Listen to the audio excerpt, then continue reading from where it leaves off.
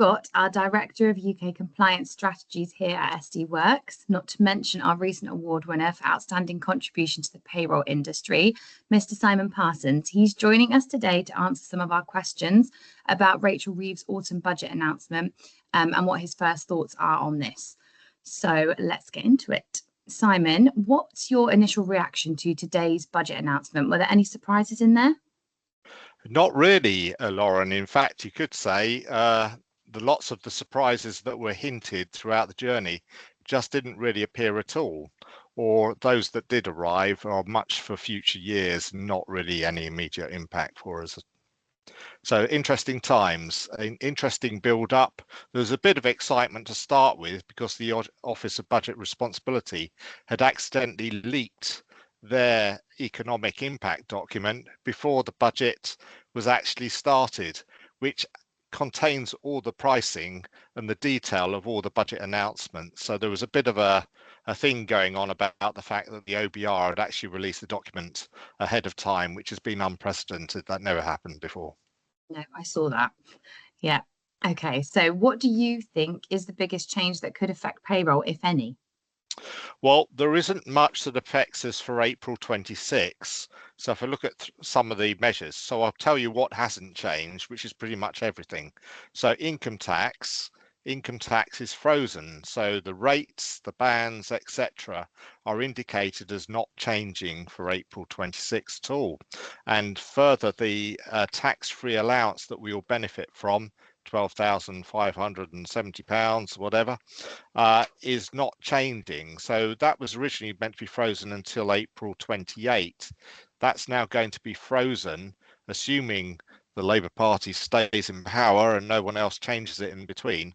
It's been extended as a freeze to April 2031. What that means is we then suffer from what's called fiscal drag. So it means more of us, as our wages go up, will be dragged into 40% and 45% taxation. So more and more people will start to fall into income tax area, which is impacting pensioners now because the state pension is above the single person's allowance. Okay, thank you. Is there anything that employers can do to prepare for any of the changes that are coming into effect, or anything that they can do based on today's announcement? Yeah. Well, there are a couple of areas they may want to plan, but they are some years away. So there is an element of preparing and making decisions for the future without having to do a knee-jerk reaction. One of the announcements was pension salary sacrifice threshold being applied, but the application of that is for April 2029. So there's another 3 years of preparing. But in effect, what they're saying is you can only salary sacrifice an annual amount of £2,000 that has the tax and national insurance relief. In future, any amount sacrificed above £2,000 will be subject to the usual tax treatment. Generally, pension contributions are not taxable, but that drags into play national insurance liabilities on those sacrificed amounts.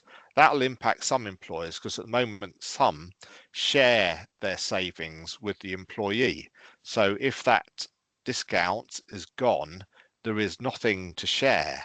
So policies and way people implement salary sacrifice arrangements for pensions will need to be reviewed. But we've got a number of years to do that, so we need a 3-year plan. There are other elements of consideration as well. They mainly affect senior people or directors or those in receipt of dividends, because there is a dividend tax increase. It's going up by 2 percentage points. So there's just an element of those that are single director companies construct their pay in certain ways, of just considering what all the implications are on other aspects. And of course, the other one, it doesn't really affect employees particularly, or employment, and unless you're really rich, is new mansion tax coming into play. So if your house is worth 2 million or more, although that might be a garage in central London, there'll be a new £2,500 higher council tax type provision. Or if your house is worth over 5 million, a £7,500 additional liabilities, but that's not really payroll, that's more people. Yeah, okay, thank you.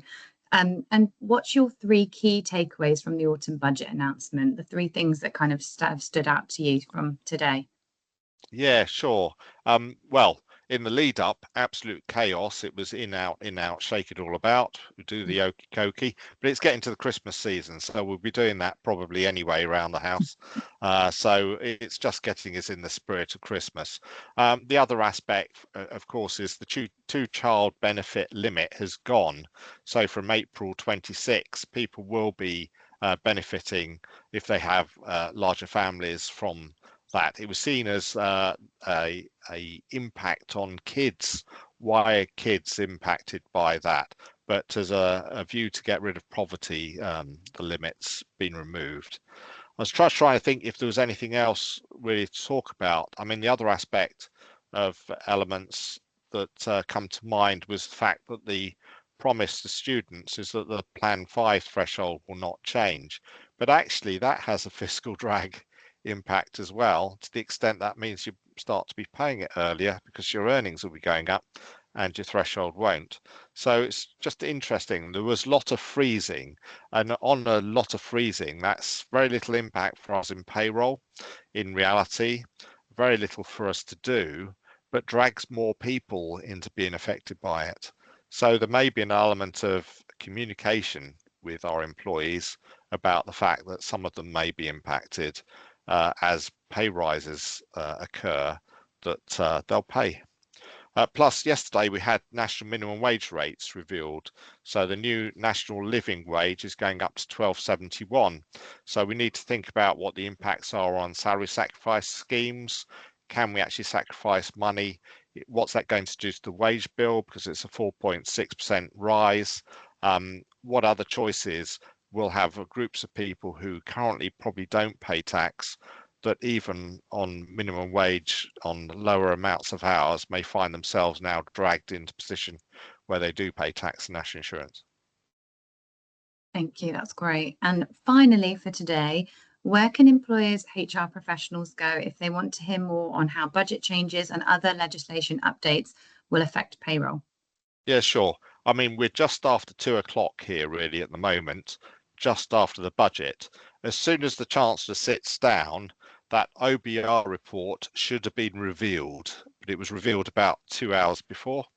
But a whole load of press releases will now be revealed, and sometimes they contain news in what's called the Red Book that the Chancellor hasn't actually talked about. So there may be some hidden things that are in the budget but not announced. So we'll now start look at that. So to find out more, we've got payroll question time tomorrow.